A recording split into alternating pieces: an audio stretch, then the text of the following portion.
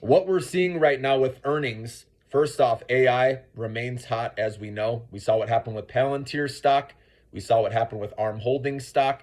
If a company beats earnings and more importantly, they raise guidance, even if it's just by a little bit, the stocks are being rewarded and going up big to overbought levels. Okay. And the opposite's happening. If they beat earnings but slightly miss on guidance, these stocks are falling big. So those are the ones I'm looking at. Again, being a long-term investor is buying the ones that have oversold conditions, okay, and overreaction after earnings and holding those long. For example, Perion Network and ACLS, which is Excelis. These are two companies that are in the AI field that I think will do well long term. Okay, again, you got to be patient, right? Obviously, it takes a few days after earnings to settle, okay, and see a reversal with the stock. But again, this is for long term investors here with those two.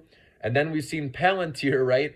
And ARM Holdings absolutely skyrocket after earnings. Okay, these are both overvalued. Okay, now in my opinion, especially ARM Holdings, I would not chase that one. I don't like that company at all because of their exposure to China. Palantir, I do like long term. I have that in my long term portfolio, but I would wait for a pullback after a stellar rally.